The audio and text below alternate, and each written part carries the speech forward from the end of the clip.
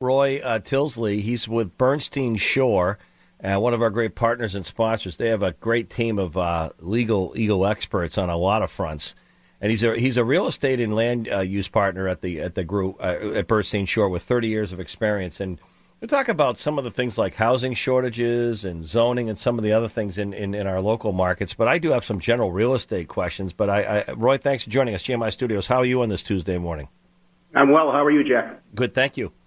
Well, I continue to hear that we have housing shortages across the board here, and whether that's be rental or new homes. Is that just what zoning techniques and what can we do about that mid to long term? Because short term, it seems like it's here. It's definitely here.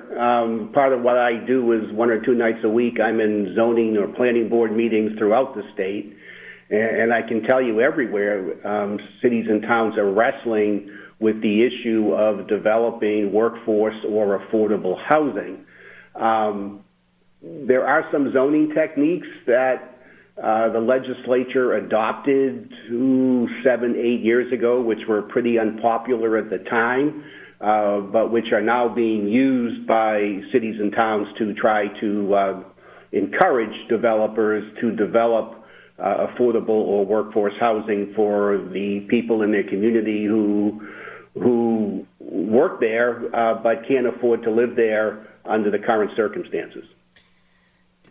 I know this may be, I don't know how to say this, it's going to sound like a kind of an oversimplified question, Roy, but how did we get to the point? It's such a booming housing market where before, and I still don't understand, Roy, I really do not understand this bidding stuff that's still happening, like this past weekend even, as interest rates. And by the way, I heard the Fed is going to look at maybe a 0.5% jump to kind of quell inflation. But we're still seeing bidding wars in some of the hotter real estate markets locally where you put a house on the market, $300,000 or $400,000, in my opinion, over what it should be, and 4 or 5 people go to bid on it that weekend, and it's under agreement. I mean, that's stuff I've never seen. It's been going on for like at least a couple of years now.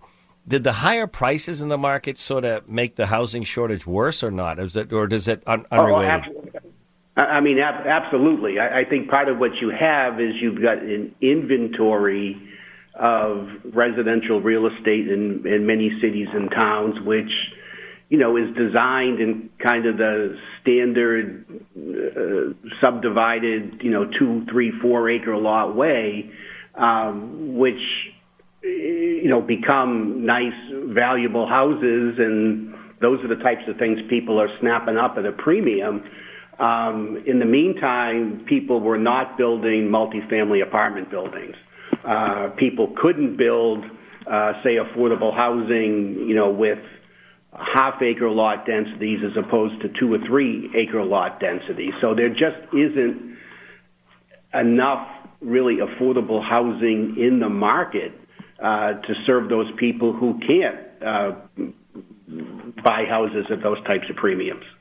Now, what you go to zoning meetings and you look at workforce housing provisions, maybe open space cluster type developments. We've seen mixed use. What do we do to kind of to alleviate the housing shortage? So one of the things we're seeing in certainly workforce housing provisions is, part of the state statutes that requires cities and towns to have workforce housing provisions in their ordinance. And workforce housing means that if you're buying a house, that the house is affordable to a family of 4 by spending 30% of its income on the house based on the average income in a particular municipality or county. So I'm seeing towns that are putting in density provisions, what's called inclusionary zoning, where you can have increased density on a subdivision if you commit to putting a certain percentage of the units that you build into a workforce housing restriction. So, for example, take a 50-acre lot that you want to develop, Jack. Under the normal zoning provisions, by the time you put the infrastructure in, the roads, the wires, divide the lots up and setbacks, you might get 15 units in there. If you commit to workforce housing for a certain percentage, say 25% of your units, you may be able to get 30 units in there.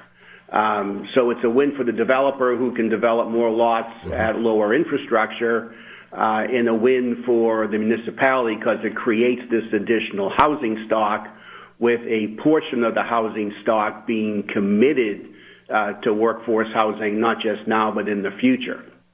Roy Tilsley, you're listening to Roy Tilsley. He's a real estate and land use expert and partner at Bernstein Shur, I think with just a few years of experience, maybe more than 25, almost 30. Roy, if you'd indulge me, since you've had that much time in the market, you and I share a common memory, and I talk with friends often offline about this. I'll say to younger people, Roy, younger people meaning like my kids or Corey's the younger folks who are professionals, I'll say, what do you think the fixed interest rate was when my smarter, prettier, better half and I bought our first home in New Hampshire back in my television news days? What do you think the fixed interest rate was for a 30-year mortgage? And they'll say, you know what they say? They know it's higher than it is now. They'll say 7 or 8%. I said almost 14.8%, and it was going up. And you remember those days, Yep. Right? I do. Oh, yeah. And they have no comprehension. They look at me like, what? And they're used to like less than 3% fixed interest rates. We know those are going up now. And then I remember a period about the same time, Roy, where in New Hampshire, even if you had a nice home in Bedford or the Seacoast, you could hardly give it away. You'd put it on the market if you were moving, and we had a real estate crisis here like Texas did. You couldn't give your house away. I remember people were leaving their keys on the counter and the garage door openers, and the banks were seizing them. You remember that. Yep. And then, of course, 2008, the greed of the flexible mortgage, the mortgage meltdown of Wall Street and all that stuff, where everyone was writing loans like, your neighbor might be a stylist, a hairstylist, or a carpenter. They were doing loans at night out of their den. So we know what happened then, too, the Great Recession of 2000, going into 2010. Now here we are, 2022. And I've seen in the last couple of years, and I don't know if COVID expedited this, remote work or what, and I don't know where the money's coming from, but I'm seeing these bidding wars. And I just say to friends, it's great if you're a seller, but don't think this is the case a year from now. Do you agree with me or not?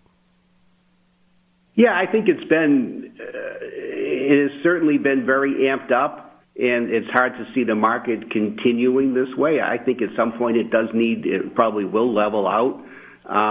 Certainly as we hopefully fade away from COVID and, people start moving away from remote work, some of that demand to be up in quieter parts of the state may start to fade away as well. All right. Well, again, the last question on the zoning and, trying to get more affordable housing. Do you think a couple of years from now we're in a better position, or still a challenge for folks like you trying to help people? And imagine people, if a developer, towns, cities, all of those could become clients. Is that correct? Absolutely. And I do think we're moving in the right direction. It'll still be a challenge a few years from now. But, when these zoning provisions, workforce housing, accessory dwelling units, inclusionary zoning were passed by the legislature, and a lot of these go back to 2017-ish, municipalities resisted it. They were being, forced by the state to put these provisions in their zoning ordinance, and they did it reluctantly. Now I'm seeing municipalities promoting these techniques and using these techniques because they know that they need to develop more of this type of housing, and that the standard, the traditional cookie-cutter 2-3 acre subdivision is not really a sustainable model for most communities in 2022. Good stuff. All right, Roy, really good. Need to get you back on real soon. Roy Tilsley, best way someone can contact you at Bernstein Shur, email, phone number. What do you prefer? Probably easier to give you the phone number on the air, Jack, 603-623-8700. All right. Give Jim Merrill a hard time for you. So tell him I said hi. Thank you very much. I do it every day. See you. Thank you. I appreciate it. It's good for him.